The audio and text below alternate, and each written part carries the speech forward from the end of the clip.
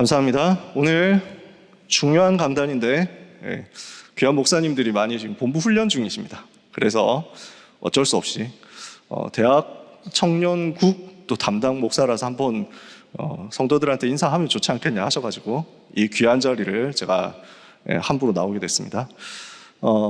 저는 개인적으로 수요 오전 강단이 우리 교회는 굉장히 중요하다 생각하거든요.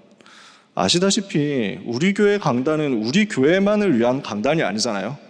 주일 예배가 우리 교회만을 위한 메시지가 아니라 전 세계의 교회를 위한 메시지로 우리가 나가고 있기 때문에, 그러면 그 메시지를 두고 우리가 우리 현장에서 우리 교회라는 현장 속에서 어떻게 응답받아야 되느냐 하는 것은 저는 이 수요 오전 강단이라고 생각합니다. 그래서 저는 제가 사역하면서 사역자들이나 랩런트들한테는 수요 오전 강단의 흐름 따라가는 게 중요하다고 제가 얘기를 하거든요.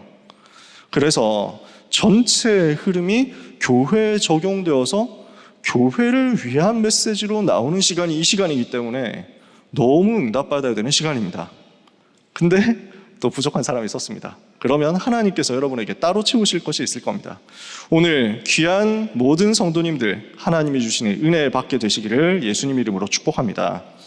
우리는 오늘도 계속 확인해야 될 것 있습니다. 원래의 것으로 돌아가는 것입니다.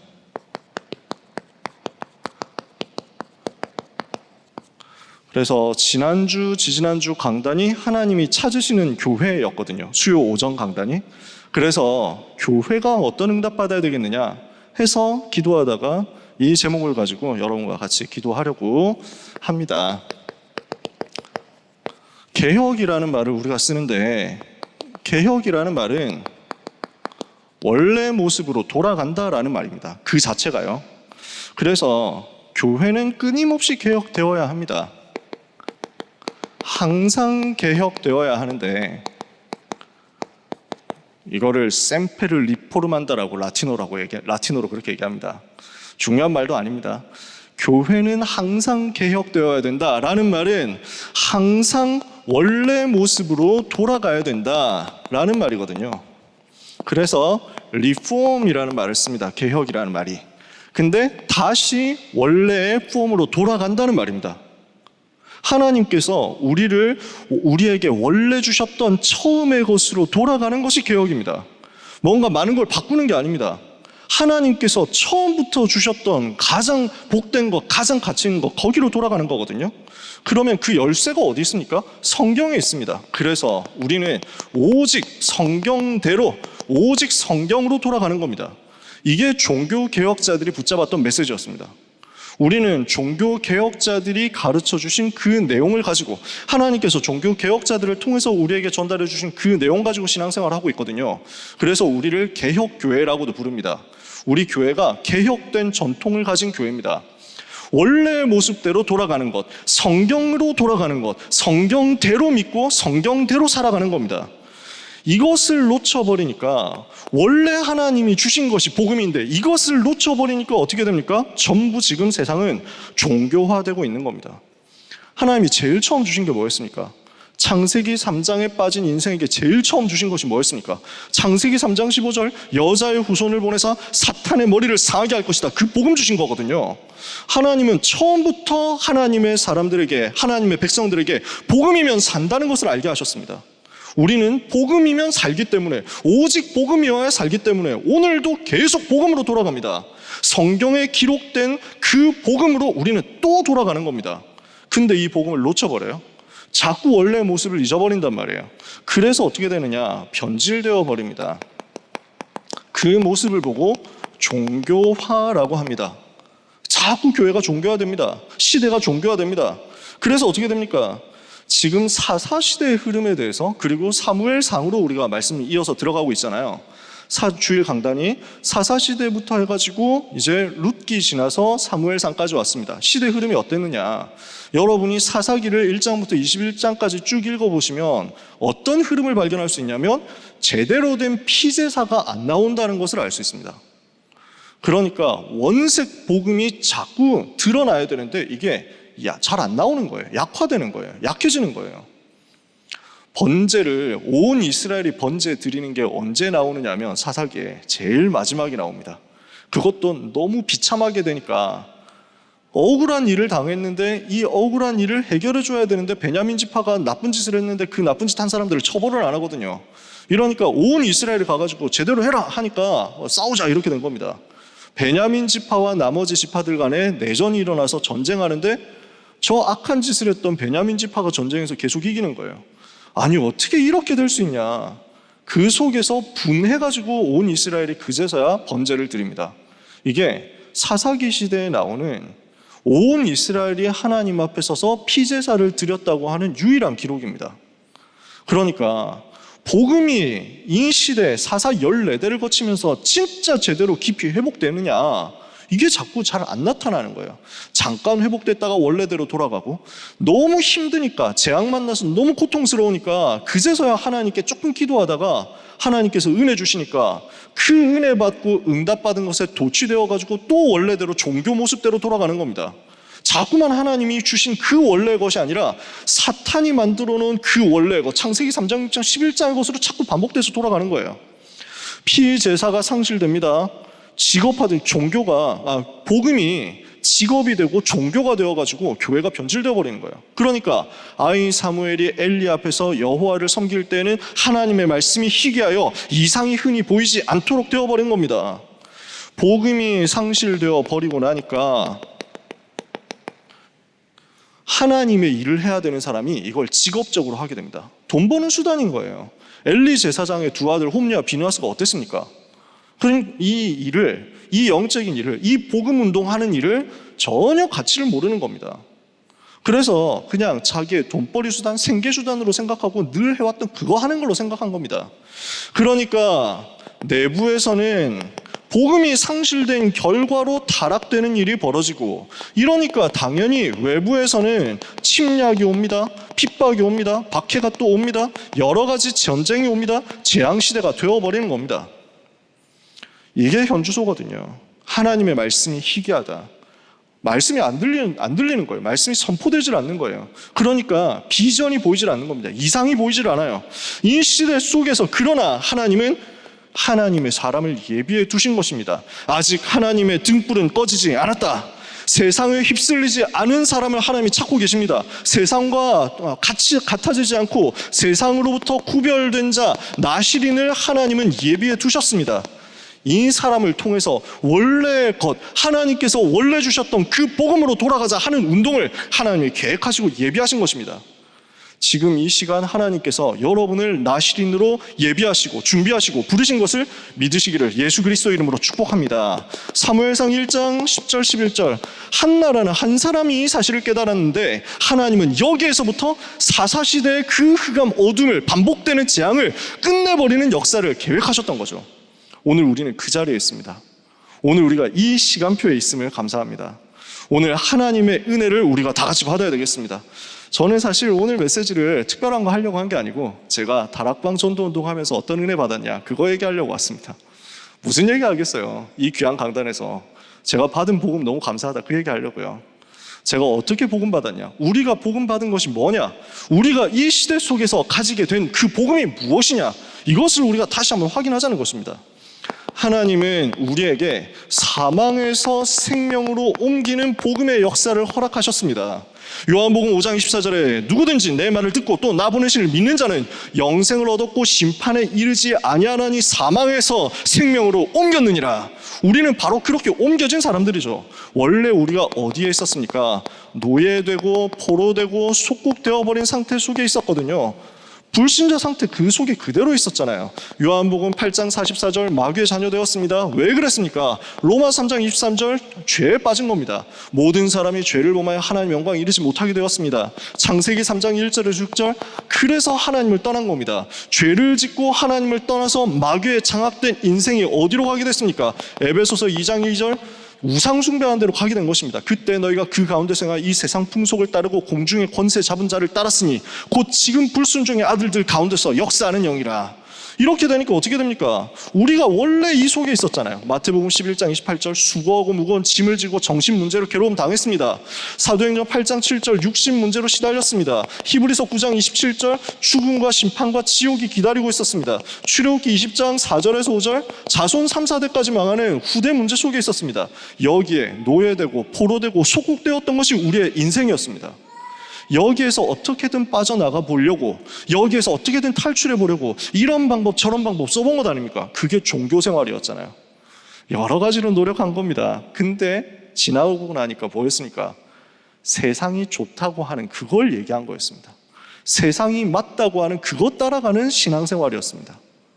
그러니까 사람들이 칭찬할 만한 그 이야기를 들으려고 한 번 더 열심히 뭔가를 따라가고 따라붙고 이렇게 했었는데 전혀 답이 없는 거죠.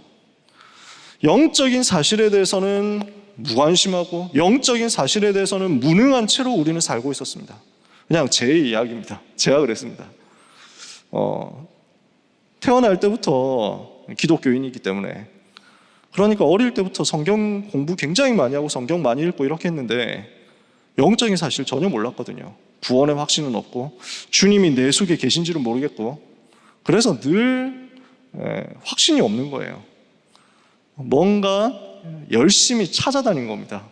최선을 다해서 하나님을 섬기고 싶다, 하나님께 충성하고 싶다라는 건 아는데, 하나님 떠나면 안 된다라는 것은 아는데 어떻게 해야 그 하나님을 기쁘시게 할 수 있는지, 어떻게 해야 그 하나님 만나는 대로 갈 수 있는지 이걸 모르는 거예요. 예수님 믿어야 된다는 것도 알겠는데 어떻게 해야 믿는지를 모르겠어요. 그러니까 이걸 하면 될까 하고 이것도 찾아보고 저걸 하면 될까 하고 저것도 찾아보고 이렇게 한 거예요. 근데 영적인 사실에 대해서는 완전 무지했어요. 어느 날 저희 아버지가 목사님이거든요. 귀신이 있겠냐 하고 물어보시는 거예요, 저한테. 그래서 귀신이 어디 있어 요즘 세상에, 저는 그랬거든요.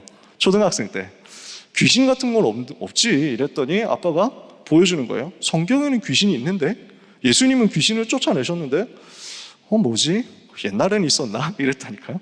몰랐던 거예요. 현장을 전혀 못 봤던 거예요. 현장에 사탄에게 시달리는 사람, 귀신한테 잡혀서 고난당하는 사람 있다는 사실 전혀 보이지도 않고, 이 문제, 이런 얘기가 들려도 그 문제를 해결할 방법이 없으니까 그냥 귀 닫고 살았던 거예요. 그냥 바르게 살아야지, 착하게 살아야지, 열심히 살아야지, 예수님을 본받고 살아야지, 이 얘기하고 있었거든요. 그런데 하나님께서 은혜로 깨닫게 하시고 은혜로 고백하게 하신 것입니다. 오직 하나님의 은혜로 깨닫게 된 것이 예수님이 그리스도라는 그 복음이었습니다. 우리가 이 복음 받은 것 아닙니까? 이 복음이 상실되어 버려서 타락하고, 이 복음이 상실되어 버려서 외부에서 고난당하고, 이 복음이 상실되어서 스스로 무너져가는 전 세계 앞에 하나님께서는 살 길을 주셨는데, 주는 그리스도시요 살아계신 하나님의 아들이십니다. 이거 주신 겁니다. 마태복음 16장 16절에 이 복음은요, 우리만 얘기를 하는 게 아닙니다. 원래 하나님께서 우리에게 주신 것입니다. 초대교회가 이거 한 겁니다. 전에는요, 제가 이 중요한 강단에서 다른 교회들을 비난하거나 다른 일반 교단들을 비난하거나 폄하하거나 하고 싶은 생각이 조금도 없습니다. 그러면 되겠어요? 같이 신앙생활을 하는데. 저는 한국교회를 너무 존경하고 존중하고 사랑하고 세계교회 마찬가지입니다. 우리는 같이 갈 거고 그분들을 도울 것이고 그분들을 섬길 겁니다. 하나님께서 우리에게 주신 은혜를 따라서 그분들을 섬길 것이고, 또 그분들에게 우리에게 하나님께서 먼저 주신 은혜가 있다면 심부름하면서 돕고 섬기고 같이 갈 겁니다. 저는 그 마음입니다. 여러분도 그런 마음이실 거라고 생각합니다. 저는 비난하고 싶은 게 아닙니다. 그분들이 하는 메시지가 잘못됐다 이렇게 얘기한다? 그런 것도 또 아니겠죠. 근데 제가 어릴 때 들었었던 복음 메시지는 4가지 영적 원리라고 하는 메시지였습니다. 사영리라고 하는 거. 지금도 아마 많은 교단에서 이거 가지고 하고 있고 저는 너무 귀하다고 생각합니다. 이렇게라도 복음 전하는 게 얼마나 귀하고 소중합니까? 얘기 들어보면 다락방 하다가 그만두신 분들도 복음을 전해야 되는데 하니까 차마 우리 메시지를 가지고 계속 못 전하신다는 거예요. 그래서 왕 선지자 제사장 이 메시지를 못 한대. 그러니까 사영리 이걸로 계속 이제 돌아가셔 한다고 하시더라고요. 4가지 영적 원리가 뭐냐면, 첫 번째, 하나님은 당신을 사랑하시고 당신을 위한 큰 계획을 가지고 계십니다. 2번째, 인간은 죄 때문에 지옥 가게 되었습니다. 3번째, 예수님이 당신의 죄를 대신해서 죽으셨습니다. 4번째, 그 예수님을 믿으면 죄를 용서받고 천국 갑니다. 요거예요. 요 복음입니다. 너무 귀한 복음이에요. 너무 소중한 복음이에요. 그래서 이게 틀린 게 아닙니다. 우리는 뭘 하자는 거냐면 그분들이 한 걸 잘못됐다고 얘기를 하는 게 아니고 성경에 있는 거 복음 얘기해보자 이겁니다. 성경에는 뭐라고 얘기합니까? 초대교회는 뭐라고 얘기했습니까? 우리는 지금 무슨 얘기를 하면 좋겠습니까? 예수 그리스도는 마가복음 10장 45절에 우리의 죄를 대신해서 십자가에서 희생 제물이 되어서 돌아가신, 그래서 자기 피로 영원한 속죄를 이루신 참 제사장이시다. 히브리서 9장 12절에 염소와 송아지의 피로 하지 않고 자기 피로 영원한 속죄를 이루셔서 단번에 성소에 들어가신 분이시다. 그 예수 그리스도로 말미암아 로마서 8장 2절에 어떻게 됐습니까? 이는 그리스도 예수 안에 있는 생명의 성령의 법이 죄와 사망의 법에서 너를 해방하였습니다. 저는 이 사실을 붙잡게 됐습니다. 참 제사장 되신 그리스도. 두 번째, 뭘 붙잡게 됐냐? 우리에게 하나님께서 무엇을 주셨습니까? 하나님 떠난 인생이었잖아요. 하나님 떠나서 방황하던 인생이었잖아요. 그래서 세상 속에 살다가 세상 떠나는 날 지옥 가야 될 인생이었잖아요. 예수께서 이르시되 내가 곧 길이요 진리요 생명이니 나로 말미암지 않고는 아버지께로 올 자가 없느니라. 하나님 만나는 길을 십자가에서 여신 것입니다. 영원한 길을 여신 것입니다. 베드로전서 3장 18절에 이와 같이 그리스도께서도 한번 죄를 위하여 죽으사 의인으로서 불의한 자를 대신하셨으니 이는 우리를 하나님 앞으로 인도하려 하심이라.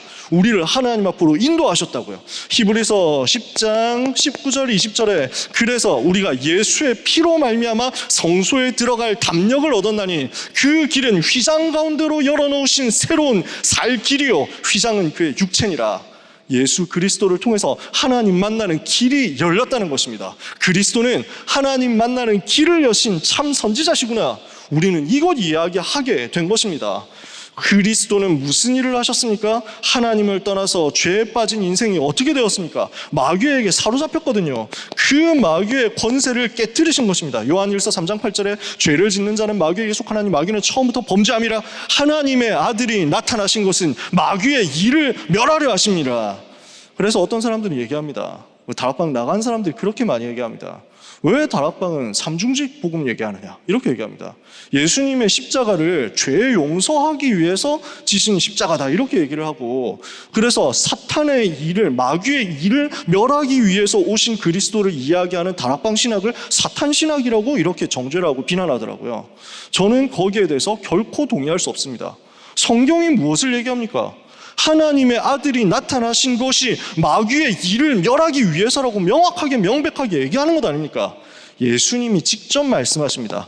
요한복음 12장에 보니까요, 12장 31절 32절에 이제 이 세상에 대한 심판이 이르렀으니 세상 임금이 쫓겨나리라. 내가 땅에서 들리면 모든 사람을 내게로 이끌겠노라 라고 말씀하십니다. 십자가 지시기 직전입니다. 십자가 지시기 직전에 주신 우리 주님의 말씀이 뭐냐면 이제 내가 땅에서 들릴 것이다, 십자가에 달리실 것이다 라는 것을 미리 얘기를 하셨어요. 이렇게 되면 모든 사람을 내게로 이끌겠노라. 그 십자가 바라보는 사람은 다 살도록 만들겠다는 거예요. 근데 그 십자가 사건은 무슨 사건이냐? 이 세상에 대한 심판이 이른 것이다. 이 세상 임금이 쫓겨나리라. 이게 십자가입니다. 저는 이 사실을 믿습니다.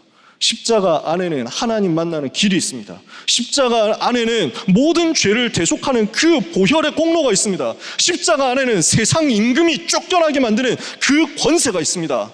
이 사실을 여러분 믿으시기를 예수 그리스도 이름으로 축복합니다. 그래서 히브리서 2장 14절 15절에 보니까 그리스도는 무슨 일을 하셨느냐? 사망으로서 사망의 권세를 잡은 마귀를 없이 하시고 한평생 죽음을 두려움으로 매어서 종로로 타던 자들을 거기서 해방하셨다. 그게 십자가입니다. 그게 초대교회가 전했던 복음입니다. 무슨 복음입니까? 주는 그리스도시요 살아계신 하나님의 아들이십니다. 그 복음입니다. 이 복음 받고 나니까 어떻게 됐습니까? 근본 문제에서 영원한 해방이 임한 것입니다. 모든 문제의 원인에서 근본적으로 자유케 되는 역사가 일어났습니다. 우리는 자유를 얻은 하나님의 자녀입니다. 자유롭게 되었다는 말은 무슨 말입니까? 이제 내가 자유로우니까 뭐든지 다 해도 된다. 술 다 먹어도 되고 담배 다 펴도 되고 뭐 도박 다 해도 되고 마약 다 해도 되고 아무 상관없다. 죄 짓고 돌아다니라. 그런 얘기 우리가 언제 했습니까? 우리가 언제 도덕 폐기론을 이야기하고 언제 우리가 율법 폐기론을 이야기했습니까? 아직도 율법 지키고 있냐? 그거 아직 아니야. 이제 끝났어. 율법 지키지 마. 우리가 언제 그런 얘기했습니까? 자유롭게 되었다는 것을 우리는 항상 이야기합니다. 그 자유는 무슨 자유냐? 죄를 지을 수밖에 없었던 운명에서의 자유입니다. 죄를 짓고 싶어서 죄를 마음껏 짓고 싶고 마음대로 짓고 싶은 그 자유를 회복한 게 아닙니다. 그렇잖아요. 사람들은 어떻게 살아갑니까? 죄를 안 짓고 싶은데 죄를 지을 수밖에 없습니다. 죄의 종이 되어버렸기 때문에, 그 죄를 가지고 역사하는 사탄의 종노릇 하고 있기 때문에 자유를 잃어버린 인생입니다. 그런데 그리스도께서는 우리에게 무엇을 주셨느냐? 참된 해방을 주시고 참된 자유를 주셨습니다. 갈라디아서 5장 1절에 보니까 그리스도께서 우리를 자유롭게 하려고 자유를 주셨으니 그러므로 이제 굳게 서서 다시는 종의 멍에를 매지 마라. 여러분은 절대로 종으로 돌아갈 수 없는 하나님의 자녀 되신 것을 믿습니다. 절대로 과거의 종교생활로, 과거의 노예생활로 돌아갈 수 없는 하나님의 자녀 된 것을 믿으시기를 바랍니다. 이게 초대교회 메시지였습니다.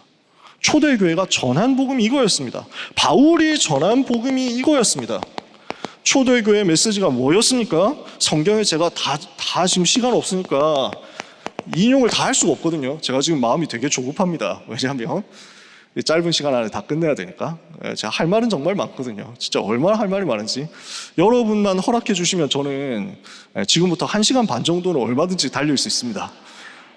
믿음 가진 우리 장로님 권사님들이 곳곳에서 고개를 끄덕이시는데 안 됩니다. 그러면 제가 진짜 믿어버리기 때문에 여러분 돌아가셔야 되는, 그 집으로 돌아가셔야 되는 시간, 현장에서 또 식사하셔야 되는 시간 다 이제 존중합니다. 그렇기 때문에 제가 마음이 조급합니다. 말이 그래서 빨라요. 제가 말을 느리게 해야 되는데 지금 할 말이 너무 많아요. 지금 원고가 빽빽하다니까.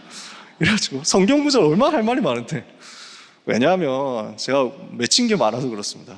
다락방은 성경 안 본다고 자꾸 얘기를 하는 거예요. 아니 언제 성경 보지 말라 그랬습니까? 저는 성경이 너무 좋은데. 그래서 다락방 맨날 하는 성경 구절만 쓴대.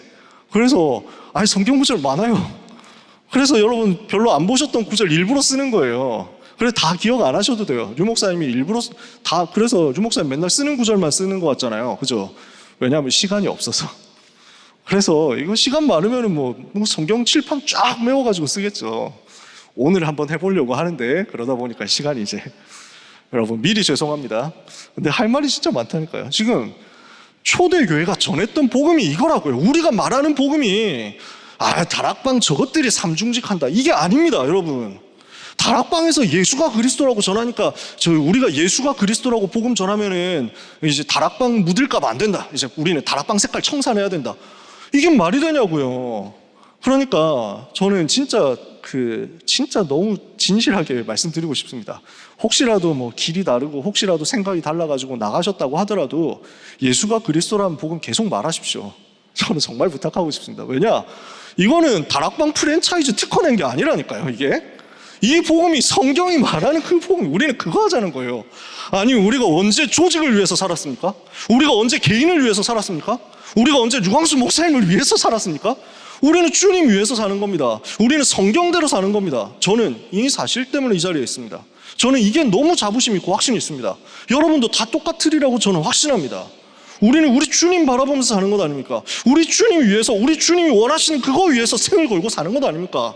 우리가 이단 누명을 쓰더라도 이 복음은 말해야 되겠다 해가지고 이 자리에 있는 것 아닙니까? 오늘 이 사실에 대해서 우리는 확증하자는 겁니다. 우리가 가지고 우리가 말하는 것은 우리끼리만 말하고 우리끼리만 통하고 이게 아닙니다. 사도행전 2장 36절에 성령 충만받고 처음 복음 전하기 시작한 초대교회 메시지가 뭐였습니까? 그런즉 이스라엘 온 집은 정령 알지니 너희가 십자가에 못 박은 이 예수를 하나님이 주와 그리스도가 되게 하셨느니라. 예수님이 바로 그 주요, 예수님이 바로 그 그리스도다. 이게 첫 번째 초대교회 복음 메시지였다고요. 우리가 말하는 그것은 초대교회가 했던, 처음부터 했던 바로 그 메시지라는 겁니다. 사도행전 5장 42절에 그들이 성전에 있든지 집에 있든지 날마다 예수는 그리스도라 가르치기와 전도하기를 그치지 않았다 그랬습니다. 사도행전 9장 22절에 바울이 복음 받고 나서 제일 먼저 한 게 예수는 그리스도라고 증거해서 유대인을 굴복시켰다 그랬습니다. 전도운동 일어나니까 바울이 가는 곳마다 전도운동 하면서 했던 메시지가 뭐였습니까? 사도행전 17장 3절에 성경을 가지고 뜻을 풀어 그리스도가 해를 받고 죽은 자 가운데서 다시 다시 살아날 것을 증명했습니다. 그리고 내가 너희에게 전하는 이 예수가 곧 그리스도라. 사도행전 18장 5절에는 바울이 하나님의 말씀에 붙잡혀서 유대인들에게 예수는 그리스도라 밝히 증언했다 그랬습니다. 사도행전 18장 28절에 아볼로가 복음 듣고 예수는 그리스도라고 증거해서 굴복시켰다 그랬습니다. 우리가 하는 이야기가 지금 이 이야기입니다. 예수가 그리스도라고 말하는 이 복음입니다. 그래서 사도행전 26장은요, 그러면 그 예수가 그리스도라는 것이 무엇을 말하느냐? 17절 18절에 바울이 아그리빠 왕 앞에서 복음을 간증하는 내용이 나옵니다. 하나님, 예수님께서 부활하신 우리 주님이 바울에게 나타나셔서 무엇을 말씀하셨냐면, 내가 너를 부른 것은 너가 오늘 본 일과 장차 너에게 나타날 일에 대해서 상황과 증인을 삼으려 함이니 내가 너를 통해서 모든 백성을 죄에서 건져내고 사탄의 권세에서 하나님께로 돌아가고 죄사함과 하나님의 백성의 기업을 얻게 하는 그것을 전달하기 위해서 너를 불렀다 그랬습니다. 죄사함에 대해서, 사탄의 권세에서 떠나는 것에 대해서, 하나님께로 돌아가는 것에 대해서 명백하게 예수님께서 세 가지 직분에 대해서 말씀하셨습니다. 그럼 우리는 무슨 얘기하는 겁니까? 이단 이야기하는 겁니까? 예수님이 하신 이야기하는 겁니까?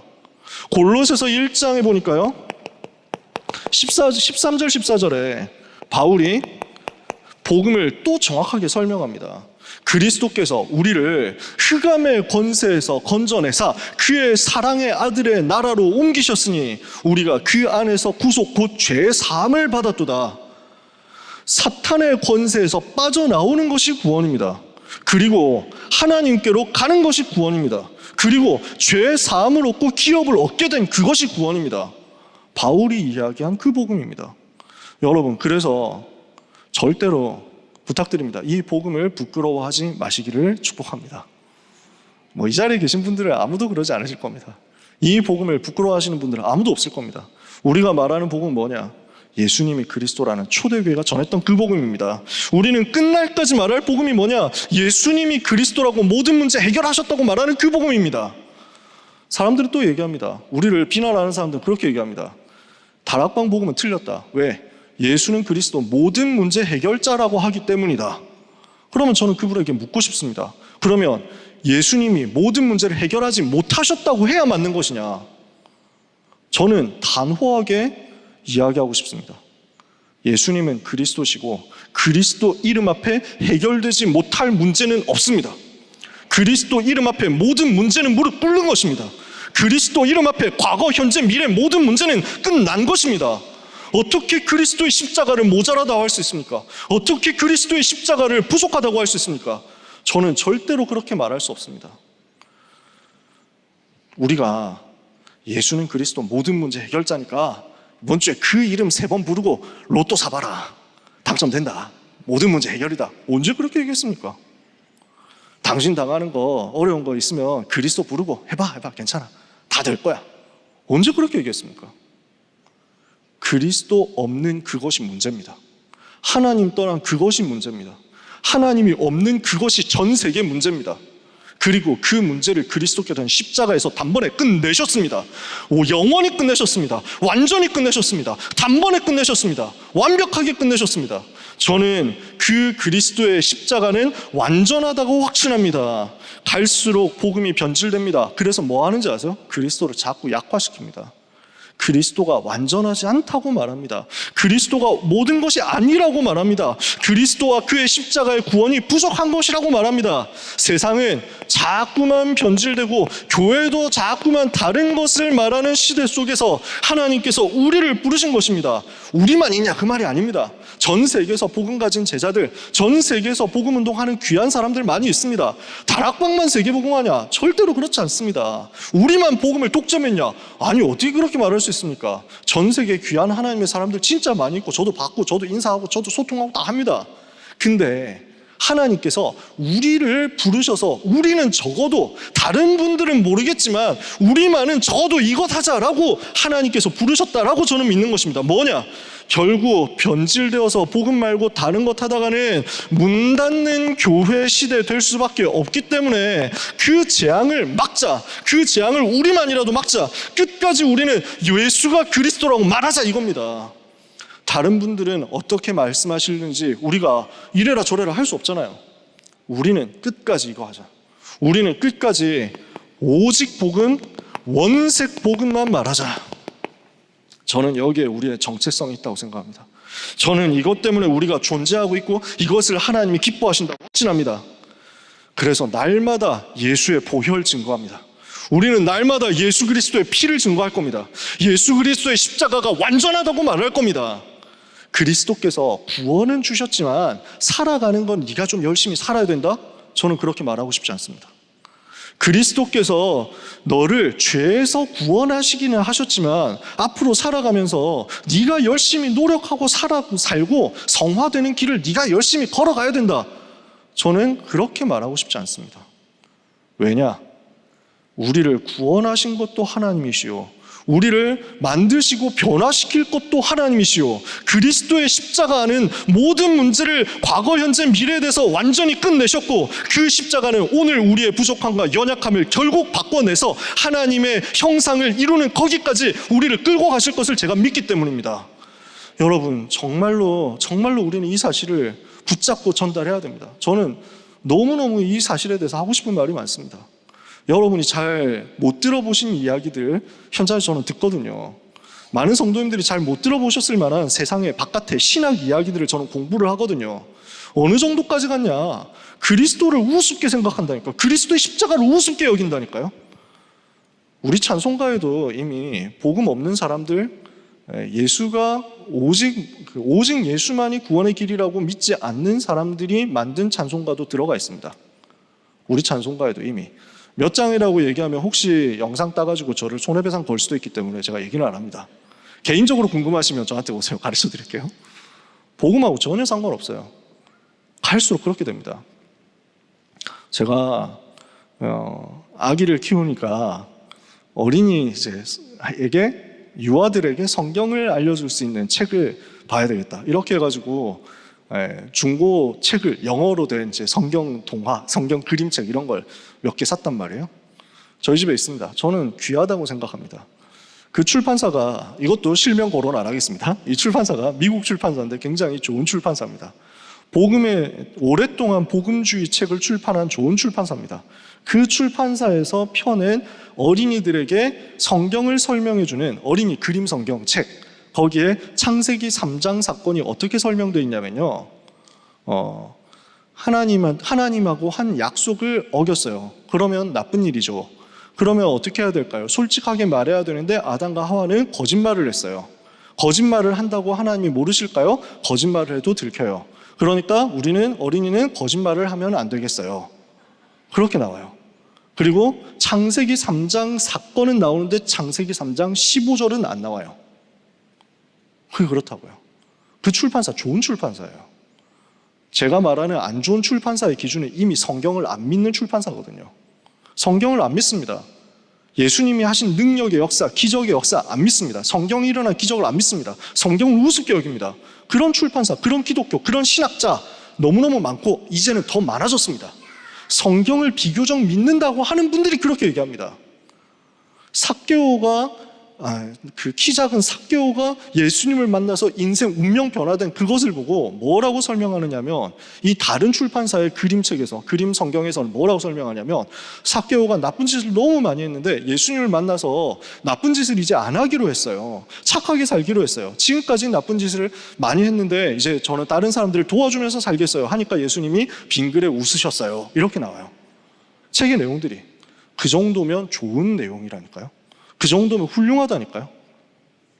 제가 지금 어느 정도로 복음이 없어져 버렸는지, 어느 정도로 그리스도 십자가 말 안 하는지, 어느 정도 그리스도 십자가를 우습게 여기는지 다 얘기를 할 시간이 없습니다. 한국의 제일 큰 그 기독교 언론이 국민일보 아닙니까? 국민일보 안에 칼럼을 쓰는 분 중에 어떤 분이 있었냐면, 나무아미타불 관세음보살 아멘 뭐 이렇게 하는 그런 글을, 기도문을 쓴 사람이 있었어요. 예수님의 이름으로 기도합니다 나무아미타불 뭐 이렇게 해가지고 쓰는 그 사람이에요. 성모 마리아의 이름으로, 소태산 대종사의 이름으로 다 같이 기도합니다 이런다니까요. 그 사람이 쓴 책을 제가 RTS 우리 랩넌트 신학교에서 연구하면서 봤습니다. 뭐라고 되어 있냐면, 본인의 주장은 아니고 다른 사람의 말을 인용해서 쓴 거긴 한데 뭐라고 했냐면, 예수가 십자가에 못 박혀서 희생함으로써 죄를 대속했다는 것은 가부장적인 시대에 남성의 이름으로 행해졌던 폭력의 또 다른 요소일 뿐이다 라고 썼어요. 그래서 지금은 그런 폭력적인 종교로는 안 된다. 어머니의 자궁을 회복하는 생태 신앙으로 돌아가야 된다. 어머니의 신앙으로 돌아가야 된다. 이런 글을 썼더라고요. 그분이 버젓이 국민일보 칼럼을 쓰고 있더라고요. 좀 오래됐습니다. 지금 쓰는지 제가 잘 모릅니다. 그리고 우리 보고는 오직 예수라고 말하는 우리 보고는 예수님이 그리스도라고 말하는 우리 보고는 자꾸만 이단을 하라고 합니다. 저는 우리 안에 부족한 부분이 있다? 우리 안에 잘못한 부분이 있다? 그걸 그런 적 없는데요 하면서 감싸고 그런다고 해서 그게 숨겨지겠습니까? 그러자는 얘기도 아닙니다. 우리가 부족한 것 있으면 바꾸면 되잖아요. 고치고 치유하고 변화시키면 됩니다. 근데 이 복음이 잘못됐습니까? 성경이 말하는 이 복음 우리가 말하지 말아야 됩니까? 예수님이 그리스도라고 말하는 것 다시는 말하면 안 됩니까? 저는 그렇게는 살 수 없습니다. 여러분, 우리는 행복한 여정 속에 있다고 저는 확신합니다. 여러분은 복된 자리에 있다는 것을 믿으시기를 예수님 이름으로 축복합니다. 엘리의 집은 이 복음을 놓쳐버린 엘리의 집은 결국 심판받았습니다. 그런데 하나님께서는 사무엘을 통해서 무엇을 하셨냐? 온전한 피제사를 회복시키셨습니다. 사무엘상 2장 10절에 어린 사무엘에게 뭐가 전달되냐? 기름 부음 받은 자, 이 복음이 전달됐습니다.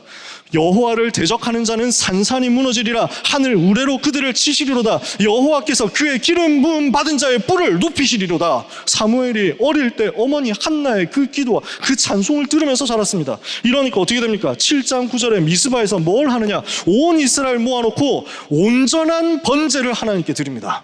피제사가 정말로 복음 붙잡는 피제사가 이 시대에 회복된 겁니다. 이게 의미가 무엇인지 이해가 되십니까? 우리는 재앙의 시대, 말씀이 희귀해진 시대, 종교화되어 버린 시대 속에서 원색 복음, 오직 예수 그리스도 보혈을 계속 말하는 그 복음 얘기하는 것입니다. 그 복음 끝까지 지키는 것입니다. 너무너무 할 게 많은데 지금 시간은 거의 3분의 2 갔습니다. 그래서 지금 저는 칠판이 되게 커가지고 이거 칠판 칠판 남으면 어떡하지? 내가 너무 끝에서부터 쓰나? 이렇게 생각을 했거든요. 지금 남은 칠판이 별로 없어가지고 이것도 지금 고민입니다. 여러분, 시험 들지 마시고 그냥 편안하게 다 안 적으셔도 됩니다. 안 들리시면 그냥 넘어가셔도 됩니다. 여러분 매주 듣는 그 얘기입니다. 제가 무슨 딴 말 하겠어요. 괜찮으니까 오늘 편안하게, 안 되면 그냥 내려놓으시고 펜 내려놓으셔도 됩니다. 필요하신 분은 제가 이거 복사해서 드릴 테니까 괜찮아요. 우리가 가진 게 뭐냐 이거 보는 겁니다. 우리가 종교 생활을 했었는데 이제는 복음 누림으로 뒤집어졌습니다. 살리는 것을 해야 되는데 단속하고 정죄하는 것을 하는 것을 보고 율법주의라고 합니다. 율법은 좋은 것입니다. 근데 그 율법이 주인 되어 버리니까 사람들은 비난하고 비판하고 정죄하고 꼬투리를 잡습니다. 얼마나 무서운 겁니까? 십계명에 안식일을 기억하여 거룩하게 지키라고 했습니다. 그 말은 이유가 뭡니까? 일주일 동안 살아갈 수 있는 힘을 예배하면서 안식일 동안에 완전히 하나님께 집중하면서 다 얻어서 가라 이거잖아요. 완전히 하나님과 함께 하심을 누리고 가장 행복하게 현장으로 가라 그거잖아요. 유대인들은 그것을 어떻게 붙잡았냐면 안식일을 거룩하게 지켜야 되는데 어떤 놈이 안식일에 일하고 있냐? 찾아서 죽여야 된다.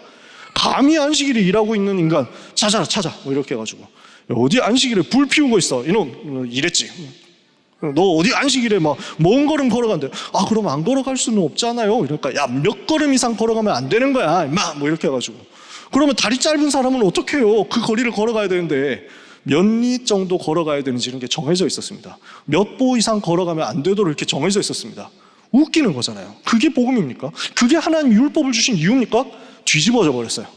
복음을 설명하기 위해서 주신 게 율법인데 율법이 주인되고 복음이 없어져 버린 것을 보고 율법주의라고 합니다. 칠판에 공간이 없으니까 주의라는 말 좀 빼고 쓸게요. 율법은 좋은 겁니다. 율법주의가 문제예요. 복음보다 체험이 앞서는 것을 보고 신비주의라고 합니다. 신비는 좋은 겁니다. 하나님의 비밀, 글자 그대로 그거잖아요. 근데 복음이 없어지고 하나님의 말씀도 없어지고 자기 체험만 남는 걸, 그걸 신비주의라고 하거든요. 복음보다 올바르게 사는 것, 훌륭하게 사는 것, 경건하게 사는 것, 깨끗하게 사는 것, 바르게 사는 것을 더 중요하게 생각하는 것, 그것을 경건주의라고 합니다. 경건은 하나님께 속한 겁니다. 근데 경건이 주인되어 있는 겁니다. 저는요, 제가 다른 그 교회 이야기들을 다 하면은 너무 우리 지금 복음 얘기할 시간도 없는데, 시간도 아깝고 제 에너지도 아깝고 그렇거든요. 근데 너무너무 안타까워서 그렇습니다. 진짜 세상은 지금 뭘 얘기하냐면, 그 목사님이 좋은 차를 안 타면 그게 미덕이라고 생각합니다. 목사님이 되게 가난하게 살고 양복 하나만 딱 입고 이렇게 돌아다니면 그게 훌륭한 분이라고 생각합니다. 그럴 수도 있겠죠. 그분이 인격적으로 잘못된 건 아니겠죠. 근데 사람들은 뭐만 기억하느냐? 그 목사님이 글쎄 구두도 안 신고 고무신 신고 다니시더라, 시장에서 파는. 그걸 기억하지 그리스도를 기억 안 하는 거예요. 그리스도가 높아져야 되는데 그 목사님의 경건과 그 장로님의 훌륭함이 자꾸 기억나고 그것만 자꾸 자랑되고 그것만 자꾸 선포되는 거예요. 우리는 어떻게 살아야 됩니까? 저는 우리가 사치를 부리기 위해서 살아가는 것 아니라고 생각합니다. 우리가 돈 자랑하기 위해서 살아갑니까? 우리가 좋은 차를 타기 위해서 살아갑니까? 우리가 좋은 집에 살기 위해서? 우리가 몇 천만 원짜리 옷을 입기 위해서 살아갑니까? 그럴 이유도 없습니다. 근데 우리는 무엇을 자랑해야 됩니까? 우리가 가난하게 사는 것, 우리가 검소하게 사는 것, 우리가 깨끗하게 사는 것? 저는 우리가 지금부터 영원까지 자랑할 것, 오직 자랑할 것 단 하나는 예수 그리스도께서 우리의 모든 문제 해결하시기 위해서 십자가에서 피 흘리셨다, 이거밖에 없다고 저는 확신합니다. 우리는 이것만 자랑해야 됩니다. 교황이 얼마 전에 죽어서 새로 바뀌었잖아요. 그 교황이 자기 남긴 재산이 15만 원인가 25만 원인가 그랬답니다.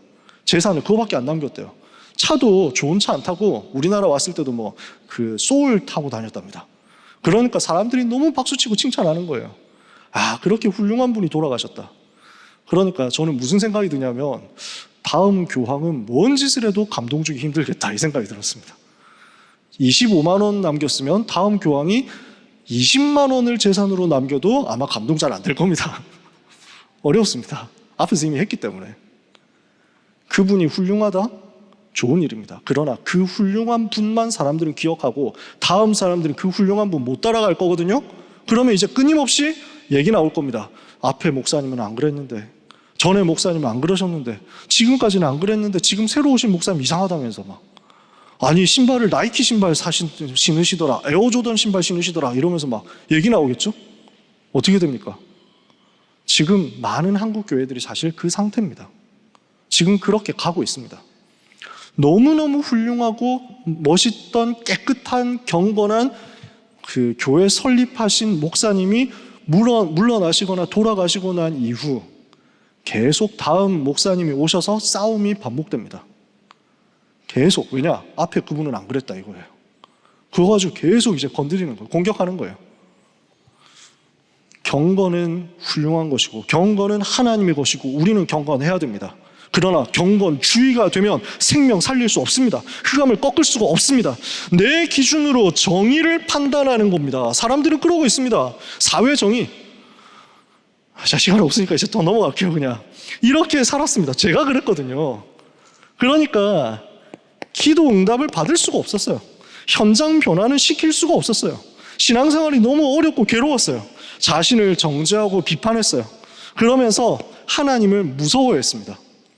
하나님을 두려워했어요. 여러분은 혹시 다락방 하기 전에 그러신 분들 계셨었나요? 제가 우리 교회를 떠난 청년하고 만나서 얘기를 해봤습니다. 제가 너무 좋아하는 청년이기 때문에 그래서 가서도 응원해줬습니다. 축복했어요. 그럴 수도 있다. 제가 빨리 알았으면 대화를 먼저 했을 건데 이미 신앙생활 이제 다른 교회에서 한참 하고 있더라고요. 그래서 만나서 같이 축복하고 격려했습니다. 지금도 잘 할 거라고 생각합니다. 너무 재밌어가지고 뭔 얘기를 했냐면, 자기가 다락방 밖을 나와보니까 신앙생활은 굉장히 어려운 것이라는 것을 알게 됐습니다. 이렇게 포럼을 하더라고요. 그리고 다락방을 나와보니까 하나님이 굉장히 무서운 분이시라는 것을 알게 됐어요. 이렇게 얘기하더라고요. 그래서 맞다. 그렇다. 그 부분이 있다. 근데 내가 그랬었다. 나는 그렇게 살았다. 근데 복음 받고 나서 그게 뒤집어지더라. 저는 그렇게 고백했습니다. 우리는 하나님을 무서워하는, 두려워하는 종의 영을 받지 않았습니다. 양자의 영을 받았습니다. 하나님을 아빠, 아버지라 부르짖을 수 있게 됐습니다. 저는 이 속에서 응답이 없었고, 이 속에서 행복이 없었고, 이 속에서 늘 불안했습니다. 그래서 어떻게 했냐면 예수님을 닮고 싶어서 애는 썼는데 안 되잖아요. 노력은 하는데 안 바뀌거든요. 그러니까 겉으로는 되는 척 하는데 속으로는 안 되는 걸 제가 알잖아요. 늘 겉과 속이 다른 채로 이중생활을 하는 거예요. 사람들은 나를 칭찬하거든요. 저는 중학교 2학년 때 결단했습니다. 예수님처럼 살아야 되겠다. 예수님을 닮아서 살아야 되겠다. 이 땅의 작은 예수가 되리라. 청교도로 살겠다. 그래서 15세기, 16세기, 17세기 그 청교도들처럼 나는 살 것이다. 오직 금욕, 이래가지고 욕망을 버리고 정욕을 버리고 청년의 때 그러면서 이렇게 가난하게 평생 살리라. 빈민들을 위해서 살리라. 이렇게 결단했습니다. 근데 그렇게 살면서 착하게 살려고 애는 쓰는데 주변의 사람들도 야, 쟤 진짜 착하다 이렇게 인정도 해주는데 바른 생활 살았거든요. 지금까지도 술 한 번도 안 먹어봤거든요. 마침 그게 자랑도 아니고 그게 증거도 아닌데 하여튼 그때는 다 그게 중요한 건 줄 생각했으니까 훌륭하게 살기 위해서 진짜 애를 썼거든요. 근데 내 속에는 기쁨이 없어요. 내 속에 구원의 확신은 없어요. 내가 구원받았는지 모르겠어. 아무리 생각해도. 그러니까 주변에서 질문하거든요. 야, 너 구원받았냐? 천국 가겠냐? 이러면은 저는 정색하고 얘기했습니다. 야, 무슨 그런 수준 낮은 질문하고 있어? 이러면서 얘기했거든요. 왜냐하면 들킬 것 같거든. 말을 못 하겠거든. 아, 자신 없는데 라고 말하면 또 내가 이미지가 있잖아요. 체면이 있는데. 그러니까 말은 못하고 이제 얼버무리면서 넘어가는 거지. 진짜 예수 믿는 사람은 어떻게 살아야 돼? 예수를 닮기 위해서 어떻게 살아야 돼? 이 땅의 불의에 대해서 분노해야 돼. 그런 얘기들을 중학생 때 하고 살았는데 그래서 저 중3 때 별명이 드디어 예수였습니다. 저 예수라고 불렀다니까? 근데 내 속에 예수님이 안 계셔. 이렇게 살다가 알게 된 거예요. 이 복음 받고 나니까 예수님을 닮는 것을 애썼는데 예수님이 내 안에 들어오신 삶이 되더라고요. 저는 이게 너무 행복합니다. 내 안에 계신 예수님을 누리는 것이 기도더라고요. 전에는 노동이었거든요. 근데 이제는 주님이 내 안에 계시는 것을 누리는 것으로 그냥 다 뒤집어졌습니다. 이때부터 예배가 너무 행복한 거예요. 저는 지금도 예배가 너무 행복합니다. 지금 이 시간에 예배 심부름할 수 있는 게 너무 행복하고요. 저는 직업 만족도가 최상입니다. 저는 목사라서 너무 감사해요. 아니, 안 그래도 예배 드려야 되는데, 안 그래요? 예배 드려야 되잖아. 예배 드리는 게 내가 좋은데, 내가 행복한데. 그래서 월급 돈 내고 예배 드리라고 해도 해야 되는데, 사례 받으면서 일하는 거예요. 얼마나 죄송하고 감사한지. 너무너무 행복해요. 예배하는 게 제일 좋아요. 저는 아까 전에 예배 전 찬송하는데 너무 행복해가지고 찬송만 계속 하고 싶더라고요. 제가 이번 주간에 생각하던 찬송이 그냥 목사님 강단에서 예배 인도하시고 우리 김영환 목사님 통해가지고 그냥 나오는 거예요. 너무 감사하고 너무 행복해. 찬송 부를 때마다 제가 찬송 간증할 것만 해도 1시간 더 할 수 있습니다. 넘어가야죠. 예배하는 게 너무 행복해. 그래서 저는 찬송 놓치는 사람 보면 되게 아쉬워요. 아니, 이 좋은 걸 왜 안 하고 있지? 저는 목회자 하면 목사 되어가지고 딱 아쉬운 거 딱 한 가지 있어요. 딱 한 가지. 다 좋은데 딱 한 가지. 찬양대를 못하네. 목사는 찬양대를 못 쓰더라고요. 그래가지고 어쨌든 기회 되면 한 번씩 이렇게 껴들고 싶은데 안 되니까 그래서 끝에서 혼자 따라합니다. 저는 찬양대 찬양하면 너무 좋거든요. 안 하시는 분들 진짜 해보세요. 저는 찬양대 전도사 되기 전까지 항상 찬양대 했습니다. 얼마나 행복한지 몰라요. 예배 시간이 이렇게 다 살아나요. 이러니까 이 시간에 받는 강단의 말씀이 성취되고 성경 66권이 복음으로 보이면서 볼수록 이해가 되고 볼수록 너무 좋고 볼수록 행복하고 하나님이 이 성경을 통해서 얼마나 나를 위로하시고 살리시는지. 우리가 성경 66권 다 말을 안 하는 것 같다고 사람들이 생각하고 말하는 경우가 간혹 있는데 시간이 없어서 그렇습니다. 여러분, 성경 읽어보세요. 너무너무 좋거든요. 얼마나 좋은지요. 저는 넘어갈게요. 성경이 성경 66권 속에 있는 행복 여러분 꼭 찾으셨으면 좋겠어요. 저는 다락방 처음 시작하면서부터 성경 읽었어요. 지금까지 계속 읽습니다. 한 구절 한 구절에 얼마나 복음이 들어있는지, 한 구절 한 구절이 얼마나 그리스도를 다 얘기하는지, 66권 1189장이 하나도 빠짐없이 그리스도 얘기하는구나. 저는 이게 확인됐습니다. 여러분도 그러신 줄 믿습니다. 늘 부정적이고 두렵고 스트레스 받고 회피해야 되는 불안한 예민한 인생이었는데 이제는 하나님이 나와 함께 하시는 사실에 대해서 확신이 있습니다. 하나님이 나와 함께 하시니까 나는 두려울 것 없구나. 하나님이 나를 지키고 계시고 하나님이 나를 내 걸음마다 인도하시는구나. 이 사실에 대해 확신이 있습니다. 내가 서 있는 이곳이 하나님이 역사하시는 그 흐름 속에 있는 곳이라는 사실이 저는 믿어지기 때문에 전 너무 감사합니다. 우리가 모여있는 이 장소에 하나님이 지금도 성령으로 함께 하신다는 사실이 너무 기쁘고 감사합니다. 지금 앞으로 내게 일어나는 그 모든 일을 통해서 합력해서 하나님이 최고의 선을 이루실 걸 믿기 때문에 두려워할 게 없어졌습니다. 이걸 보고 우리는 with Emmanuel oneness라고 합니다. 이 사실이 지금 누려지는 거예요. 사무엘이 이거 누리거든요. 그러니까 말 한마디도 땅에 떨어지지 않게 되고 사무엘이 가는 곳에 모든 이스라엘이 사무엘은 여호와의 선지자로 세우심을 입은 줄 알게 됐죠. 자, 세 번째입니다. 이렇게 되고 나니까 전에는 하려고 애쓰는 전도였는데 이제는 되어지는 전도로 인생이 변화되더라고요. 여러분 혹시라도 전도가 부담이라고 생각하시면 이제는 절대 부담 가지지 마시길 바랍니다. 뭐 이거 해라 저거 해라 이거 원래 다락방 아닙니다. 원래 모습으로 돌아가자 하는 건데 다락방의 원래 모습은 수고하고 무거운 짐 내려놓자는 겁니다. 전에는 다른 봉사는 다 할 수 있어도 전도는 불가능했거든요. 절대 불가능한 게 전도였습니다. 전도는 은사 받은 사람이 하는 거라고 저는 생각했습니다. 뭔가 많은 것을 애써야 되는 거라고 생각했습니다. 나는 못하니까 내가 할 수 있는 건 내가 착하게 살고 바르게 살고 예수님 닮으면서 살아가지고 다른 사람이 나를 보고 아 예수 믿는 건 좋은 거구나 하고 생각하도록 만들어야 되겠다. 그게 유일한 전도였습니다. 그랬던 저에게 하나님께서 은혜 주셔서 하나님께서 나와 함께 하시는 것을 누리니까 되어지는 것이 전도라는 것을 알게 하셨습니다. 그래서 오늘 본문이 이겁니다. 사실 이것 때문에 읽었습니다. 요한복음 15장 1절 8절 그가 내 안에 내가 그 안에 있으니까 열매가 맺어지는 거잖아요. 아무것도 한 게 없어요. 포도나무 대신 우리 주님께 붙어 있었어요. 그러니까 전도가 되어지는 거예요. 여러분 아무것도 신경 안 쓰셔도 됩니다. 아무것도 애 안 쓰셔도 됩니다. 힘드시면 쉬세요. 아무것도 안 하셔도 돼요. 그게 원래 우리 다락방이에요. 이거 해라 저거 해라 이거 찾아라 저거 찾아라 안 하면 혼난다. 이게 다락방 아닙니다.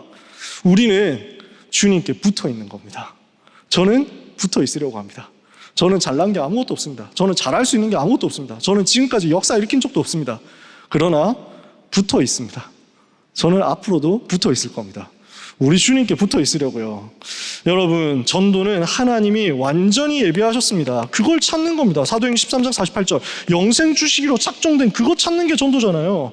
그래서 무거운 부담을 지는 게 아니라 하나님이 예비하신 걸 보는 거니까 단어, 용어, 개념 너무 스트레스 받지 마세요. 777 외워주시면 기도할 때 좋습니다. 안 외워지면 그냥 넘어가면 됩니다. 우리는 그렇습니다. 7망대, 7여정, 7이정표 새로 나온 것 같은데 아니에요. 원래부터 있었던 거예요. 제일 처음부터 있었던 거예요. 저는 그렇게 붙잡고 믿고 누리고 기도합니다. 하나님 이 시간 나에게 성령의 충만함을 주옵소서. 영력, 지력, 체력, 경제력, 인력을 주옵소서. 이게 7망대예요. 망대의 기도는 하나님이 내게 주시는 능력을 얻는 겁니다. 여정은 뭡니까? 세계복음화 하게 하옵소서. 1천만 제자 세우게 하옵소서. 이거예요. 이정표는 뭡니까? 이것 때문에 강단에서 나오는 말씀의 흐름 따라서 인도받아 가게 하옵소서. 성령 인도받게 하옵소서. 늘 하던 그 기도예요. 그러니까 되는 사람은 외워지는 대로 하면 되고 안 외워지면 안 외워지는 대로 오직 그리스도 하면 됩니다. 뭐가 어렵습니까? 저는 하나도 어려운 게 없습니다. 그래서 안 외워지면은 그 표시 안 내고 그냥 되는 척하면서 끄덕끄덕 하고 있습니다. 이해 안 되면은 오늘도 하나님 은혜 감사하다 하면서 그냥 넘어가면 됩니다. 그래서 나만 안 되나 뭐 이러면서 할 필요 없습니다. 다 안 되고 있어요. 걱정 마세요. 제가 지금 이거는 다 제가 다 들은 거예요. 굉장히 중요한 전도 운동 하시는 목사님이 어느 날 저한테 질문하시는 거예요. 이 목사 그 단어가 무슨 뜻이야 도대체? 뭐 이런다. 제가 그분의 이름을 밝히면 안 되기 때문에 지금 말을 못하지. 그러니까 다 이해 못해요. 저희끼리 얘기로 이건 나중에 편집 가능하면 편집해 주셔도 좋은데 영상에 박히면 안 되니까 저희끼리 얘기로 유 목사님도 잘 모르시는 것 같아. 해놓고 나서 까먹으신 거 있는 것 같아요. 제 생각에는. 붙잡힐 거 없습니다. 안 중요해요. 누리면 됩니다. 주님이 하시는 것을 보는 겁니다. 현장에서 언약 잡고 기도하고 기다리며 하나님이 하시는 거고, 이때 일어나는 하나님의 역사의 흐름 속에 내가 들어가는 겁니다. 사도행전 2장 1절 47절 언약 잡고 기도하면서 현장에서 기다렸더니 성령께서 역사하시면서 전도문이 열리더라고요. 그 간증 제가 다 할 시간 없잖아요. 우리는 프로그램 전도하는 게 아닙니다. 뭘 할 게 없습니다. 주님이 내 안에, 내가 주님 안에, 이 시간 나와 함께 계신다, 이건 누리면 됩니다. 이렇게 했더니 성경 그대로 전도운동이 일어나더라고요. 성경에 있는 전도운동을 하도록 하나님이 역사하시더라고요. 5 기초로 확인이 되고, 예수가 그리스도 되신 그 영적 사실이 복음이 선포되니까 영적으로 흑암 세력이 무너지고, 귀신에게 시달리는 사람 치유되고, 여러 가지로 영적으로 정신적으로 고난당하던 사람들이 살아나고, 저는 지금도 보고 있습니다. 지금도 정신적으로 어려움 당한 사람을 섬기고 있습니다. 되더라고요. 복음이면 되더라고요. 복음이면 살더라고요. 흑암의 권세는 예수 그리스도 앞에 무릎 꿇더라고요. 그래서 우리는 가이사라 빌립보에서 시작했는데, 이제는 237 5천 종족이라는 단어를 품는 데까지 온 겁니다. 갈릴리에서 시작했던 초대교회 제자들이 로마까지 갔습니다. 누가 상상이나 했겠습니까? 하나님이 우리를 그렇게 부르셨습니다. 전부 하나님의 은혜입니다. 내가 한 게 아무것도 없습니다. 우리가 한 것이 아무것도 없습니다. 저는 랩런트들 보고 전도대에서 애쓰지 말라고 합니다. 뭐 하지 마라. 너무너무 많은 걸 하려고 애쓰지 마라. 쉬어라, 놀아라, 괜찮다, 즐겨라, 여행 다니고 놀아라. 주님이 함께 하시는 것을 가장 행복하게 체험해라. 저는 그게 전도라고 생각하거든요. 주님이 나와 함께 하시는 그게 너무 행복하니까 전도가 되어지더라고요. 저는 그게 지금까지 답이었습니다. 우리는 그겁니다. 왜냐? 만약에 내가 열심히 하고, 내가 어떤 방법을 쓰고, 내가 어떤 전략을 잘하고, 내가 어떤 미션 실천을 잘해가지고 전도가 됐다? 그러면 무슨 간증할 건데요? 뭘 자랑할 거예요? 아, 내가 이렇게 해보니까 되던데? 아, 나 열심히 했는데? 우리는 그거 자랑할 수 없습니다. 전도가 되어진 그 속에서도 그리스도만 자랑할 겁니다. 내가 한 것 아무것도 없다. 고린도전 15장 9절 11절 나와 함께 하시는 하나님의 은혜였을 뿐이다. 우리는 우리 자신 나타낼 거 아무것도 없습니다. 그래서 우리는 결단했으면 좋겠어요. 저의 고백인데 여러분의 고백이기도 하다고 저는 생각합니다. 우리는 뒤를 돌아보고 후회하는 인생 아닙니다. 다락방 몇 년 하셨습니까, 여러분? 우리 교회 몇 년 신앙생활 하셨나요? 저는 이제 한 30년, 31년 이렇게 되어갑니다. 돌아봤을 때 후회했냐? 단 하나도 없습니다. 저는 이 복음운동하고 여기까지 온 것에 대해서 단 하나도 후회하지 않습니다. 왜냐? 걸음마다 하나님께서 함께 하셨거든요. 제 삶에 행복이 없고 희망이 없고 소망이 없고 전도가 되어지지 않던 제 삶에 모든 것이 뒤집어져서 지금까지 왔고, 하나님은 저를 여전히 사랑하시고, 하나님이 저를 버리지 않고 영원히 항상 함께하고 동행하시거든요. 저는 이게 너무 감사합니다. 후회 없습니다. 많은 사람들은, 어떤 성도님들은 갈등하시고 고민하시다가 옮기시기도 하고 하시더라고요. 어떤 교회가 옮기기도 하고 하더라고요. 저는 그분들을 비난할 생각이 전혀 없습니다. 기도하시면서 고민하시면서 했으리라고 생각합니다. 근데 그렇게 한 많은 분들이 자기의 인생을 부정하시더라고요. 난 지금까지 속았다. 난 지금까지 잘못된 것 했다. 나는 이제 한국교회 하는 그걸로 돌아가겠다. 이렇게 하는 분들이 계시더라고요. 저는 후회하지 않습니다. 저는 앞으로도 후회하지 않습니다. 후회하지 않을 겁니다. 왜냐? 후회한다는 얘기는 하나님이 실수하셨다라는 얘기잖아요. 하나님은 실수하신 적이 없습니다. 우리는 기준이 성경이거든요. 저는 이것 확인했기 때문에 이 운동하고 있습니다. 성경과 안 맞으면 이 운동할 수 없죠. 우리가 사람 말 듣고 갑니까? 성경이기 때문에 이 운동하는 것 아닙니까? 저는 하나하나를 다 성경으로 확인했기 때문에 가고 있습니다. 그래서 목사님이 가끔씩 성경 구절 인용하는 거 틀리면 저는 틀렸다고 얘기합니다. 가서. 언젠가는 좀 목사님을 제가 뵙는다면은 겸손하게 말씀드리려고요. 목사님, 아가서 4장 4절에 망대 1000개를 세운 게 아닌데 망대 한 개 망대 안에 방패 1000개가 있었는데요. 하면서 막 말씀드려보려고요. 목사님이 하나님입니까? 목사님이 교주예요? 저는 이렇게 얘기하는 게 목사님을 더 지키는 거라고 생각합니다. 목사님, 유목사님은 틀리는 게 없어! 이렇게 하면 그게 진짜 교주화 되는 거예요. 제일 무서운 거예요. 목사님 사람인데 실수할 수 있지. 우리는 성경대로입니다. 성경대로 갈 겁니다. 성경대로 왔기 때문에 저는 후회 없습니다. 앞으로도 성경대로 갈 겁니다. 여러분이 그 위에 있다는 사실을 믿으시고 확신 가지시고 누리시기를 바랍니다. 우리는 좀 어려운 얘기인데 냉소하지 않는 인생 되기를 원합니다. 하나님의 은혜 속에, 반대말은요, 하나님의 은혜 속에 날마다 감격하는 인생입니다. 날마다 감사한 인생이에요. 사람 눈치 보고 세상 눈치 보고 다른 사람들 어떻게 하나 이렇게 둘러보지 않습니다. 저는 하나님 앞에 서는 게 좋습니다. 내가 찬양 이렇게 하면 사람들이 나를 어떻게 생각할까? 이런 거 저는 별로 신경 안 씁니다. 너무 신경 안 써서 문제인데, 저는 하나님 앞에 서는 게 제일 좋습니다. 우리는 냉소하지 않아요. 비웃지 않습니다. 조롱하는 인생, 그렇게 하면서 뒤에서 뒷담화하는 인생, 그걸로 우리가 시간을 보낼 수 있겠습니까? 우리는 하나님을 사랑하는 인생으로 가는 겁니다. 감격 속에서, 감사 속에서 날마다 하나님을 사랑하고 하나님을 예배하는 겁니다. 어느 정도냐? 치열하게 예배하는 겁니다. 격렬하게 예배하는 겁니다. 저는 하나님이 다윗을 그래서 쓰셨다고 믿습니다. 시편 18편 1절에 나의 힘이신 여호와여 내가 주를 사랑하나이다. 하나님을 얼마나 사랑했는지. 그래서 언약궤를 모시고 올 때 임금이 그 앞에서 춤을 추는데 옷이 벗어질 정도로 춤을 추잖아요. 우리는 어떻게 예배합니까? 옷 벗어질 정도로 예배하면 주변에서 곤란하니까 좀 그렇지만 우리는 어느 정도로 격렬하게 하나님을 예배하고 찬송하고 있습니까? 저는 다락방에서 이 모든 신앙생활을 배웠습니다. 제가 힘있게 찬양하려고 하고 격하게 찬양하려고 하는 것, 제가 초창기에 훈련받으면서 배웠던 것들입니다. 저는 그대로 하고 있을 뿐입니다. 우리는 끝까지 하나님을 사랑합시다. 끝까지 우리 복음을 사랑하고 주님 사랑하는 거죠. 마지막입니다. 낭비하지 않는 인생입니다. 사람들 시간 낭비하거든요. 원망하고 불평합니다. 비난하고 조롱합니다. 문제 있으면 그거 봐라, 문제 있잖아, 이러면서 막 이렇게 욕합니다. 우리가 그런 인생으로 우리의 귀한 시간을 살 수 있겠습니까? 우리를 욕하는 분들이 있어가지고 단톡방이 있다고 해서 우리를 이제 근거 없이 욕하고 성도들이 랩런트들이 그거 보다가 시험 들면 안 되니까 저도 모니터링하러 한번 들어가 봤습니다. 무슨 얘기를 하는지. 그리고 24시간을 못 버티고 나왔습니다. 왜냐하면 이분들은 24시를 정말로 하더라고요. 지금도 하고 있을지 모르고 지금도 제가 하고 있는 얘기를 혹시 그분들이 하고 있을지도 모릅니다. 제 이름도 가끔씩 나온대요. 누가 얘기를 해주더라고요. 저는 그분들이 뭐라고 하는지 그냥 슬쩍 보기만 해도 너무 어지럽더라고요. 정신이 없어요. 맞든 틀리든 간에 24시 누군가를 욕하고 누군가를 비난하고 그것도 누군가를 조롱하고 있다? 영적 상태가 어떻게 될까요? 전 너무 불쌍하더라고요. 저는 성령 충만하다면 절대 이렇게는 얘기를 못할 것이다.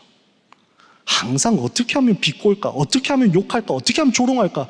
뭐 하나라도 꼬투리 잡으면은 그거 봐라 이렇게 해가지고 달려들어서. 너무 대단한 건 저보다 메시지 더 많이 듣더라고요. 본부 메시지 저보다 훨씬 더 잘 알아. 이 메시지 이번에 이거 나왔는데 하면서 막 꼬투리 잡더라고요. 우리는 문제가 보이면 비난하고 조롱하는 자리에 가지 않고 살리러 들어갈 수 있는 사람이라고 생각합니다. 여러분, 만약에 우리 속에서 우리가 뭔가 잘못해서 피해자가 생겼으면 우리는 제일 먼저 그 피해자 살려야 됩니다. 피해자 살리러 들어가야 됩니다. 그리고 나서 가해자는 어떻게 해야 됩니까? 십자가 앞에 서도록 하면 됩니다. 하나님 앞에 서도록 하면 되잖아요. 우리 주님 앞에 서게 하면 됩니다. 우리도 그렇게 서야죠. 문제가 있으면 갱신하면 됩니다. 병든 부분 있으면 치유하면 됩니다. 무너진 것을 다시 세우면 됩니다. 우리 안에 문제 있냐? 우리가 들어가서 고치면 됩니다. 내가 들어가서 살리면 됩니다. 우리잖아요. 누군가의 문제가 아니라, 누군가의 잘못이 아니라 우리 모두가 같이 살려내면 되는 일입니다. 저는 그렇게 믿습니다. 그래서 절대로 저는 제 생에 이 어떻게 회복한 이 복음인데 이것이 헛된 대로 돌아가게 하겠느냐. 제가 이게 한입니다. 이 복음 운동이 헛된 대로 돌아가지 못하게 하는 인생이 우리가 되기를 원합니다. 그래서 요 모든 걸 다 합해가지고 실판 꽉 찍었죠. 이 모든 것 다 합해가지고 딱 한 가지로 이렇게 얘기하고 싶습니다. 행복한 전도자다. 여러분 행복하신가요? 저는 잘하는 건 없는데요. 훌륭한 건 하나도 없고 역사 일으킨 것도 없고 앞으로도 잘 모르겠습니다. 역사 일으킬 수 있을지는. 많은 부흥을 일으켜 본 적도 없습니다. 그러나 정말로 확신할 수 있는 것, 저는 이 중에서 제가 제일 행복하다고 생각합니다. 여러분은 여러분 제일 행복하시다고 생각하시면 돼요. 이거는 절대치가 없어요. 저는 행복합니다. 이 전도운동, 이 복음운동 할 수 있어서 그렇습니다. 오늘 귀한 모든 성도님들 긴 시간 동안 고생 많으셨는데 우리가 받은 이 복음 때문에, 우리가 하게 된 이 전도운동 때문에 감사하고 이 복음운동이 변하지 않도록 끝까지 지키는 일에 우리 삶을 기쁨으로 드리는 은혜가 있게 되기를 예수 그리스도의 이름으로 축복합니다. 원래 다락방입니다. 이게 원래 다락방이에요. 우리 하나님께 영광의 박수 돌립시다. 이게 우리입니다, 원래. 저는 이게 우리 원래 모습이기 때문에 우리는 여기로 돌아가면 된다고 믿습니다. 그래서 이 자리에 계신 우리 모든 전도자 여러분들, 현장에 있는 모든 전도자 여러분들, 우리 성도님들, 우리 가족분들 너무너무 축복합니다. 저는 우리 교회가 너무 좋아요. 우리 교회 안에 있는 목사님들이 얼마나 좋은 분들인지, 우리 전도자들 얼마나 좋은지, 우리 여러분들이 얼마나 귀한 분들인지 하나님이 아시잖아요. 이 자리에서 주님 오시는 날까지 변하지 않을 여러분의 인생과 결단을 하나님이 아실 줄 믿고 예수 그리스도 이름으로 축복합니다. 기도하겠습니다. 하나님 감사합니다.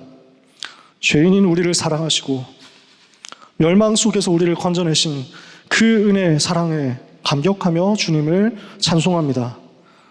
주님 뵙는 날까지, 주님 앞에 서는 날까지 변하지 않고 복음 전하게 하옵소서. 영원히 우리 주님 찬송하고 우리 주님 사랑하고 우리 주님 위해서 살며 성경대로 주님 가신 길 가며 초대교회 전도자들이 갔던 그 길 가게 하여 주시옵소서.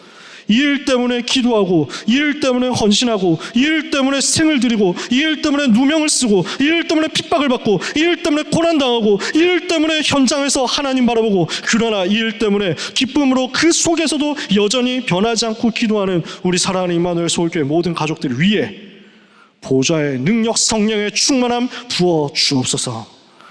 예수 그리스도의 이름으로 기도합니다. 아멘.